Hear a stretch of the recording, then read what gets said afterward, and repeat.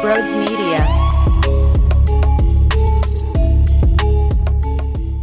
What is going on, everyone? We deserve this. We the people, we the football fans, after the shit we've been through in life this year and over the last couple of years, we deserve this outrageous level of playoff football. And honestly, my expectations were not very high today, and the reason was I didn't want to set myself up for failure. The divisional round was so amazing and so mind-blowing that there's no way it could live up to that, right? There's no way that we'd see that level of football again, right? And to be fair, I don't know if we necessarily saw it in the 49ers and the Rams game, but it was still close, and there were still some big moments where Matthew Stafford had to come up clutch, Cooper Kupp with some big-time catches, Odell Beckham was a monster on top of that defensive line, Von Miller, Aaron Donald getting to Jimmy Garoppolo. So, it was still a game at the end where possession was in the 49ers' hands and they had a chance to win the game, but they failed miserably in that fourth quarter. So, it maybe wasn't as intense as Chiefs and the Bills or Chiefs and cool Joe Burrow and the Cincinnati Bengals, but all around, throwing the pigskin and the concept of that pigskin flying this weekend on Sunday from 3 o'clock all the way to basically midnight. Yeah, I had a blast once again of sitting on my couch and just admiring the beauty of this. So many damn storylines that are so amazing. And I think where we have to begin is with that Chiefs and the overtime and everything that happened from the start of the game to overtime. They're up big. They have a major lead, right? You got the quarterback, Patrick Mahomes, looking like Patrick Mahomes in the first half right up until about halftime, where they clearly have a brain fart. And I already saw this all over social media. And it hits different being in the Philadelphia area. And I understand that when a team fails that miserably and has one of the worst performances the Kansas City Chiefs have ever had historically with Patrick Mahomes, that goes on everyone. It's not just the QB. It's not just the head coach. It's not just Tyreek Hill going from an explosive first half to barely having an impact in the second half, right?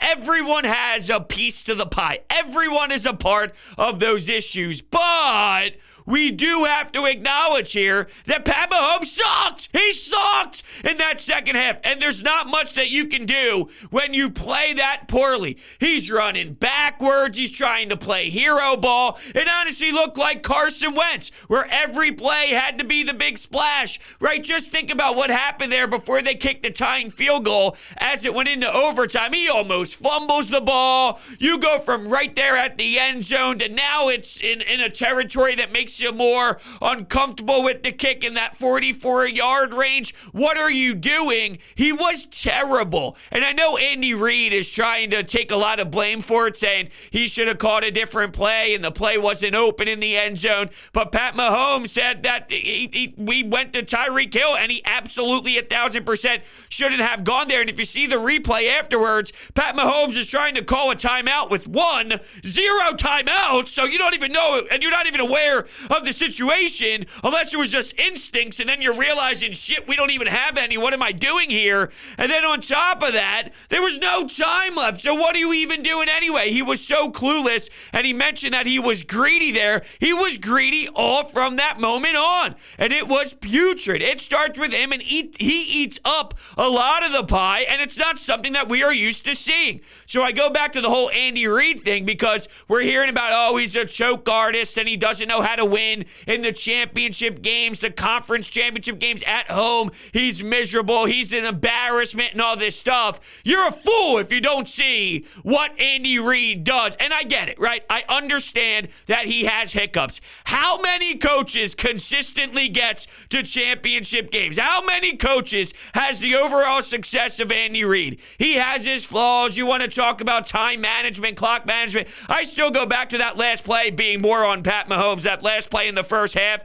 more on Pat Mahomes than I do the head coach. But ultimately, you want Zach Taylor over Andy Reid? Really? If you're talking about starting a franchise, you put the best head coaches in a hat and you pick a name and you get one of them.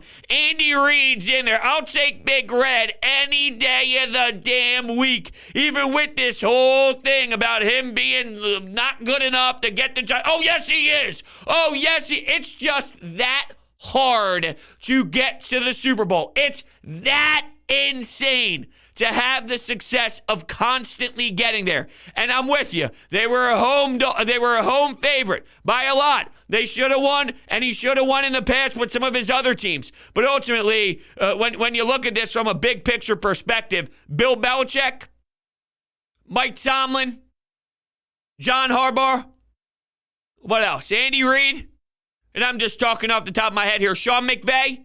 I like Kyle Shanahan a lot, even though those two had a battle of just miserable decisions in such a big spot with the bright lights on. Both of them are just absolutely disgusting. I think Matthew Stafford just made big plays on third down and really threw the football when needed, but ultimately they were awful. Sean McVay, you want to talk about time management? You want to talk about the usage of timeouts? What the hell was that? With those challenges, both of the challenges were abysmal. Then he uses the one and instead of the delay a game. Who needs timeouts in the fourth quarter of a playoff game? I mean, yeah, they won, but what a foolish way of handling that. And then you got Kyle Shanahan on 4th and 2 electing to punt the ball. Can't happen. Look, they were up 17-14 with 10:01 to go, and they elect to punt the ball. They have a big completion. There's a big hit involved. I believe it was Jimmy Ward on Odell Beckham Jr. there. That was helmet to helmet as Odell was going down.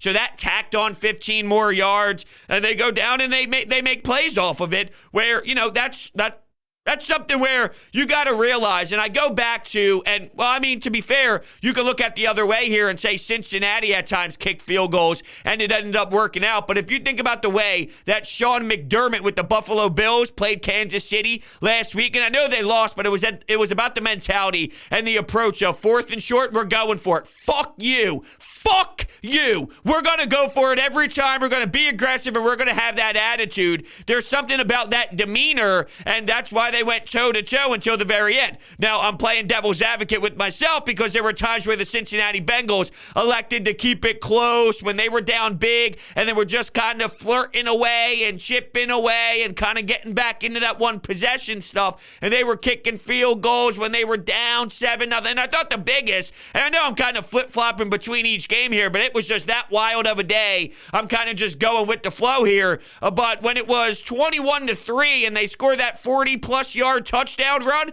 to take it to the house to make it 21-10 in the second quarter, at the time, you don't know how big that is. And you understood they had to do something, because if they didn't score in that possession, and let's say the Chiefs did, and they were able to roll through and then, really kind of suck the life out of you, yeah, it would have been problematic for sure. So obviously it was large, but when now you see the outcome and then you dive back, it's, oh, hold on. Whoa. That's really keeping your head above water, and even, I think kind of slides underneath the radar and how important that was for this team to kind of have its life. And all around, wow, but getting back to that Shanahan point and just the whole head coaching point in general. Okay, you mentioned some of these other guys you'd rather have. Well, those guys sucked under the bright lights as well. So it's not as if it is perfect for anyone involved. I'll still ride or die with Big Red because he's one of the most creative, innovative head coaches there is. The offensive mind is absolutely ridiculous. And what it came down to towards the end, it wasn't as if, the other team just blew you away with nonstop action that just suffocated you as an entire offense.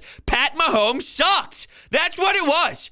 Sometimes it's easier and right in front of your face, and other times you got to really understand, okay, why? What happened? Let's study it. Let's see it all. No, Pat Mahomes absolutely sucked. I don't know how. We've never seen this before. But then it goes back to, everyone's like, and I get it. Getting to the AFC Championship game is not something to joke around about. It is a very big thing to do, right? It's Yes, you're not at the Super Bowl and you failed because you lost, but ultimately, it is a sign of respect to get that far.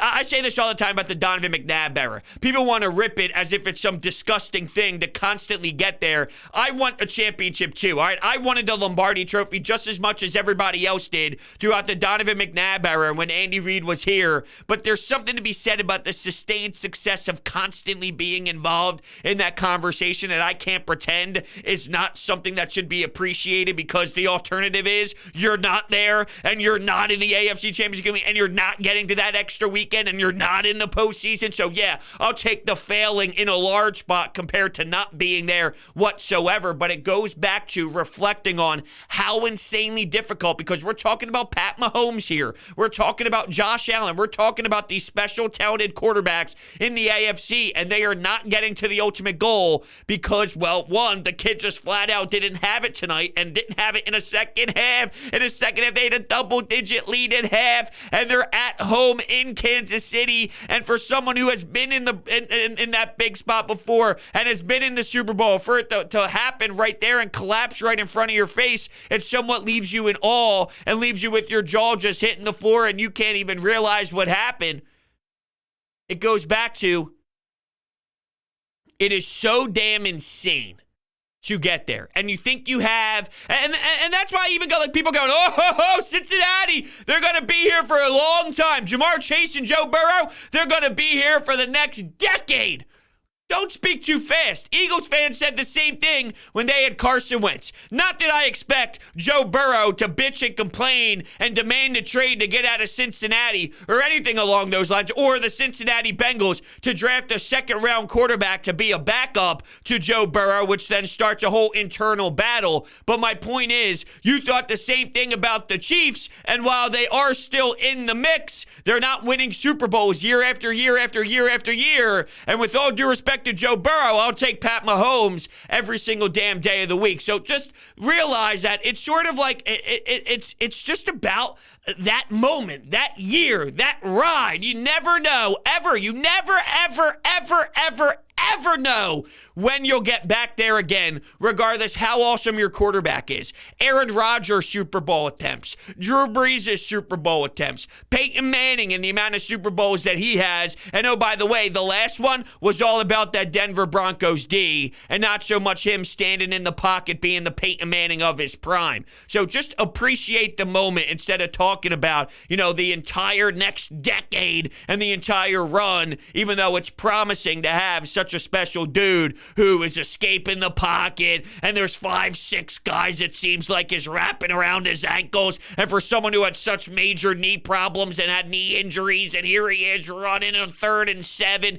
gets his hand across the line, runs out of bounds. He's making plays and escaping and buying himself time. I will say that Zach Taylor and just the Cincinnati Bengals coaching staff as a whole, I should say, and targeting that offensive side, there was so much great ideas and concepts, kind of using Jamar Chase sometimes as a decoy or a blocker and just getting guys open. T. Higgins with a massive day, and the 2-point conversion was executed perfectly. And all around, man, I mean, they battled and handled their own set of adversity. Joe Burrow throwing an interception, but then finding a way to battle through that. And all around, just awesome effort by Joe. He's so damn lethal. You got Joe Mixon in there, of course. And the only thing I don't like right now is the Eli Apple story. This guy's a clown. This guy's a loser. Eli Apple blows. Both can be true. That Eli Apple absolutely 1,000% sucks, and the Cincinnati Bengals are going to the Super Bowl in spite of who Eli Apple is. Eli Apple's bad. Eli Apple is pathetic. Eli Apple sucks as a cornerback, but he's running his damn mouth as if he's Richard Sherman in his prime, or if he's Jalen Ramsey. I'm watching Jalen Ramsey get into the face of the damn kicker on San Francisco. What are we doing here? When was the last time you thought you'd ever see that, where there's chirps being thrown around if you're Jalen Ramsey? And he dropped an interception. Tart dropped an interception. Oh, man, talk about the emotional roller coaster of all of that on display. And I'll tell you one thing that I admire from Tart on San Francisco. He tweeted this out, and I even responded to it and tied, of course, our very own Ben Simmons to the mix, okay? because he tweeted, "No excuses. I deserve all the criticism my way. Opportunity I dream of, and I came up short. Let my brothers down. It still won't define me as a person or a player. Only will get stronger and better. Hashtag believe that." So he had a Matthew Stafford drop back and just threw a big bomb, hoping that something would happen. There was no one even near him, and he just completely dropped an easy interception that went right, didn't go right through his hands. He bobbled it a bit. It hit his fingertips. It definitely got ugly, and that's one of those where it's almost like too much time and space made him feel uncomfortable. If you're a three-point shooter and there's not a defender in your way and not even close to your space, it's like there's too much time, and it makes you feel kind of awkward, and then you miss your shot. That's almost what happened to him, but it can't happen when you're talking about trying to secure a victory in a postseason game to get to the Super Bowl. But I tweeted out, "Hey, Ben Simmons, it's not that hard. Athletes fail all the time. How you respond to that moment says more about you, the person." And I stand by that big time. Like, you can lose and fail as an athlete. I'd say 99% of the time you do, right? Because there's one team that wins. Each year there's one team. There's a group of 53 in the NFL plus a coaching staff that gets to hold that Lombardi trophy. Everybody else did not do their job. Now, that's not necessarily fair because Josh Allen sure did his job against the Kansas City Chiefs. The last time they played, they just didn't win the football game. So that's not necessarily true. But ultimately, you get my point that you fail a lot more than you succeed in sports overall when it comes to winning a championship, and you make mistakes. It's okay to make mistakes, but how do you handle yourself when that happens? And I think that that's kind of how you have to approach it, you know? And that made me think about a few different things. I mean, you talk about some of those drops early for the Rams, too. You want to talk about dropped situations. Cooper Kupp dropped on. Cooper Kupp's a stud, man. This guy's a lethal weapon, the way he's running his routes and getting wide open and not telling what he's going to do, right? Because some guys, when you talk about route running, you can obviously see which way they're leaning and which way they're probably going to plant their foot to explode in a different direction. He's running straight. You don't know if he's breaking left or right. He breaks towards the end zone on 3rd and long. Bang, touchdown right at that backside right corner. He was just a magician all night long. He had a drop pass. There was a wide open pass in the end zone that was dropped for a rookie from Notre Dame. Oh, it hits your fingertips, you know, and then it's like that can't happen. There was an interception by Matthew Stafford early in the game where Jimmy Ward gets that. And speaking of, I think that was the play too where just terrible. I mean, probably one of the most embarrassing plays that you see in today's game where he just gets cheap shot, and Matthew Stafford does, in the back of the helmet, not even close to the play, not even a part of the action, just drilled, blatant, obvious target towards the head. I was shocked and surprised that there was no call. And I know the referees were somewhat of a debate throughout the first game. I got no problem with letting the kids play. Oh, a block in the back and this and that. I'll take that over the alternative, which is people just complaining that the flag's being thrown left and right. And don't get me wrong, I want it to be a clean game and as clean as humanly possible because it can get out of hand and there's rules set for a reason. And sure, maybe there were some things that were missed. Welcome to watching the NFL. Welcome to watching the NBA. Welcome to watching sports as an entire identity here and just being a sports fan. Yeah, we bitch and complain every single damn second we can about some of these professional referees and how poorly things are handled. But I didn't have a problem with it at all. There was something else, though, that I really wanted to get to. Oh, the overtime period, the fact that Mahomes gets the coin flip and they still lose. It's funny, everyone bitches and complains when it happened last week that it caused an issue. And then this week, Joe Burrow wins and they get a big-time interception. And it's not really that much of a problem anymore about the overtime period. I told you from the jump, I'm indifferent. I don't have passion towards hating it. I don't have passion towards loving it either. If they elect to study it and they look at some analytics and see what type of teams in the postseason or throughout just the normal regular season as well win on the opening drive and they don't like those numbers and they feel it's time to assess it, by all means, let's have that dialogue and see how you can make it better. But ultimately, it's just funny how nobody seems to have an issue with the overtime period when the team doesn't score on the opening drive. You get that interception. And the feeling definitely was, all right, here we go again. There's no way in hell that Pat Mahomes doesn't drive downfield with ease. But yeah, that definitely happened. Then there was the milking the clock problem towards the end where they settled for that field goal. They had settled for it. score. They had to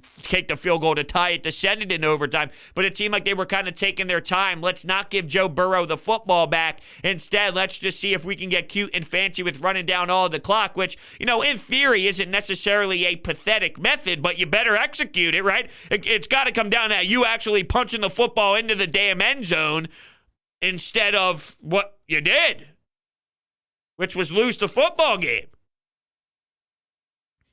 A lot of issues that happened. And I didn't see it coming. When they were up 21-3, it just seemed that it was going to be a rout. Cincinnati having trouble establishing, right? You saw Joe Burrow and some miscommunication on a screen pass going to the left when everybody's going to the right, and there were no blockers ahead of them. On first down, they were trying to establish the run a bit, and it set up 2nd and 9, 2nd and 8, sometimes even 2nd and longer than that, and it was just problematic for them kind of establishing themselves. But once Joe Burrow kind of flourished, it was all she wrote, and that second half was one of the worst second halves I've ever seen from such a lethal duo in Andy Reid and Pat Mahomes. And Pat Mahomes really just has to look at himself in the mirror and realize that cannot happen. That is terrible. Just like Jimmy G's throw towards the end. And I will admit this before we run into some anytime hotline text messages here about what we saw this Sunday.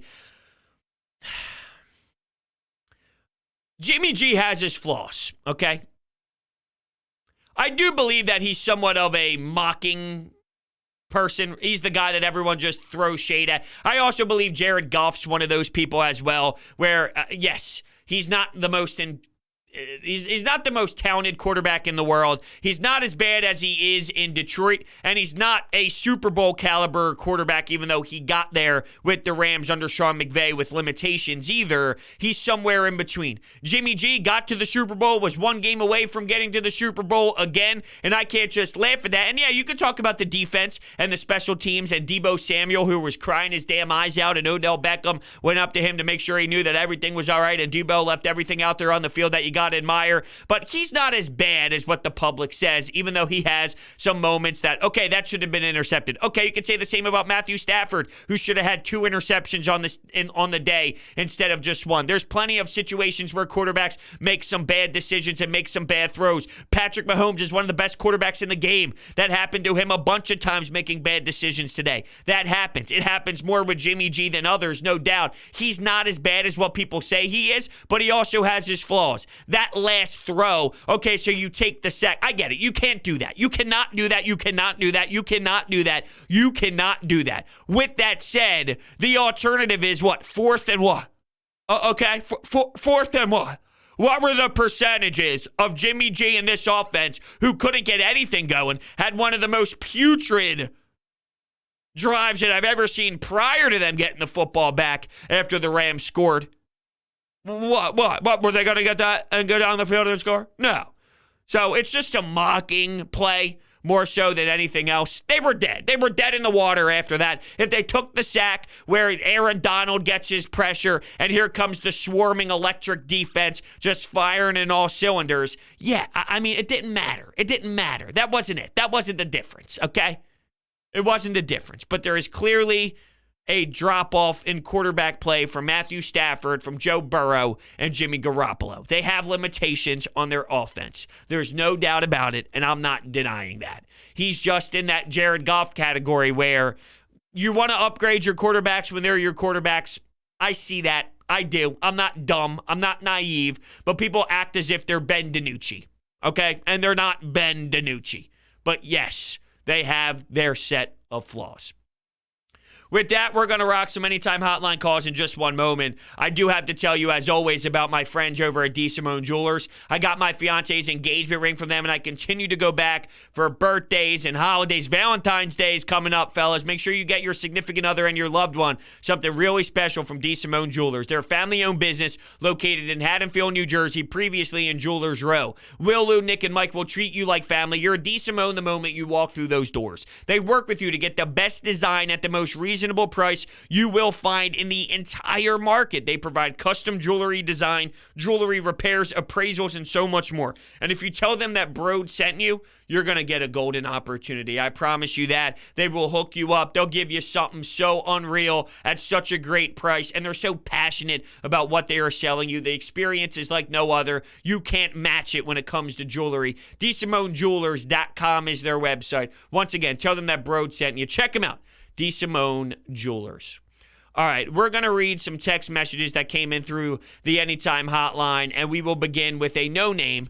But what do you know? Andy Reid shows he's one of the most overrated coaches in the history of football. And I knew that was going to come. Like I said, I saw the reaction all around the Twitter world, especially here in the Philadelphia area, and I just don't understand it. I don't understand the full-on hate with it. Andy Reid is consistently having his teams in the fight, consistently in Super Bowl conversations, and if your argument is, yeah, but he falls flat on his face when it happens, I do think that he's a different coach now compared to where he was in Philadelphia. There's been a lot of growing and a lot of experience and a lot of different situations to pan out where he's definitely a different guy now for sure. He's learned from some of those. But today, I put more of the blame on the quarterback. I really do. I'm not going to act as if Andy Reid had nothing to do with it. There's absolutely something to do with it when your offense goes that numb and that cold. But it's also very hard to run something and to get yourself exploding the way you need to when he's trying to play hero ball and running backwards and running nonstop and then getting creamed and just making poor decisions all around. So I put way more of the blame on the quarterback, Pat Mahomes, and everybody else, a lot less on Andy Reid than him. So, I don't know. That's just the way I see it. I see the hate towards him, and it's never going to stop, so I'm never going to change anybody's minds about it. If you hate him, and you despise him. You're just a flawed Eagles fan with a terrible mindset. He's one of the best coaches to coach in this league. He's one of the best coaches in the entire NFL, and you would want him as your coach. I actually had a caller, a very, very, very frequent caller to the station, Dave from Center City on the Fanatic. If you're a listener of the station, you hear him on basically everybody's show, and I was hosting earlier today from noon to 4, and he called in saying he wouldn't want Andy Reid. He'd rather have Nick Sirianni, and Andy Reid stinks, and he's awful, and he's just a terrible guy, and he hates him for personal reasons. Now, okay, for whatever it's worth, you can have that opinion on if you hate him, you hate him. I'm not going to change that from a personal level. I don't know why anyone would feel that strongly about it, but if that's the case, okay, Dave, you can have that. But you're telling me, if I told you right now, you could have Andy Reid as your head coach in the National Football League, and you don't want that, you're just silly, and you hold a grudge that is extremely irrational, and you're hurting your team more than you are helping it, unless you're getting Belichick. Unless you're getting that. So just to put it in perspective, I don't get the hate. Is the hate because they lost in the Super Bowl here and they got the NFC Championship games and couldn't complete the goal? Okay, well, just think about what else you could have. 31 years without a playoff win. The Cleveland Browns. Yeah, there's some really tough spots to be in. Andy Reid's teams, always there. Always there. Heartbreaking? Yeah, heartbreaking.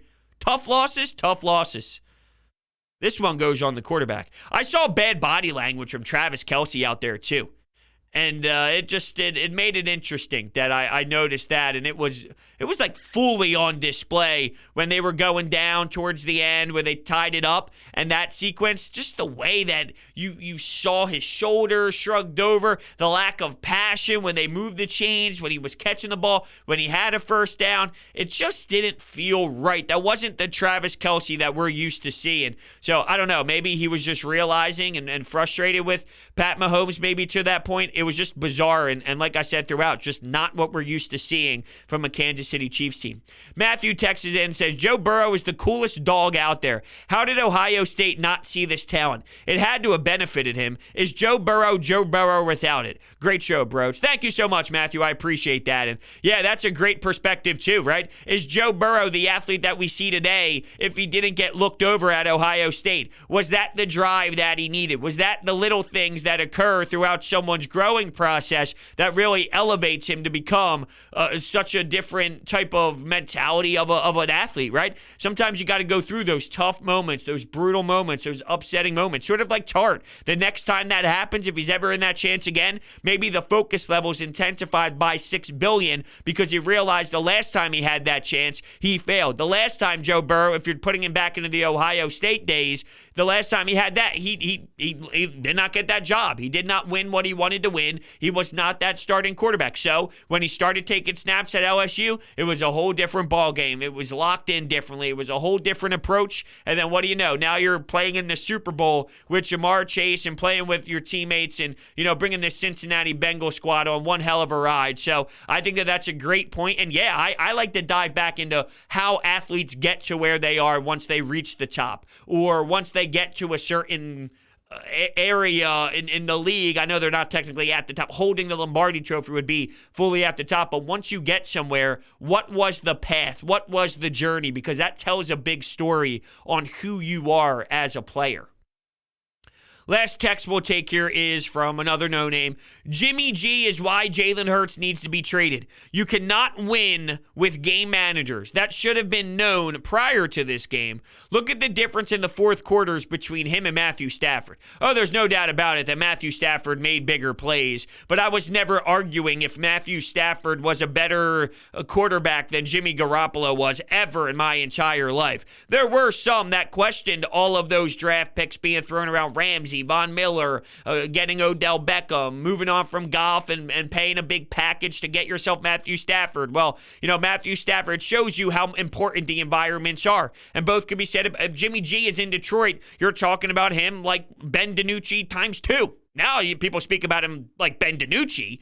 And if he's in Detroit, it would be Ben DiNucci times 2, right? Matthew Stafford, we knew he was a good quarterback, but now if he has a Super Bowl trophy, it just intensifies the talk so much more. It just tells you. Same with Odell Beckham. And since in Cleveland, he was viewed one way, and then at the end of New York, he was viewed one way. Drama, you can't win with this guy. He's a clown. And then you go to the right environment. You have a quarterback that can get you the football. You got an offensive mind that can help you out and get a little bit more creative with your game plan. Bada bing, bada boom. You got Cooper Kupp in the mix. You have Higbee, who started to make some noise, although he goes down. Akers, he's running the football, even though at one point he looked like, what's going on with Akers? And then you're in the position that you're in now. So, I do think by the end of it in this game, you won in spite of your head coach, because I thought Sean McVay was absolutely 1,000% putrid, but your players made plays in big moments on third downs, converted when needed to, and then, of course, some drop passes, and Kyle Shanahan ended up punting the football and was soft there. So you get some help from the other side, but that's the name of this game. The Cincinnati Bengals played the worst Pat Mahomes they've ever seen. That's the name of the game. You have to take advantage when other teams make mistakes, and that's what good teams do. And if you do it at a high enough clip, you'll be at the top of the mountain when it's all said and done. And that's why we have Cincinnati and the LA Rams facing off in the Super Bowl in two very likable situations. I can't root against Matthew Stafford. I can root against Sean McVay. I can't root against Matthew Stafford, and I definitely can't root against Joe Burrow. I like the Cincinnati Bengals story more, of course, because it's outrageous. 2 years ago, they stink. Last year, Joe Burrow gets a big-time injury. They barely win any football games, and now they're here at the final game. So it's going to be an awesome storyline, and I'm super pumped for it. Before you know it, blink of an eye, it'll be here. With that being said, I want to thank everybody so much for hanging out with me and listening to the show. Thank you all so much, and I will see you next time.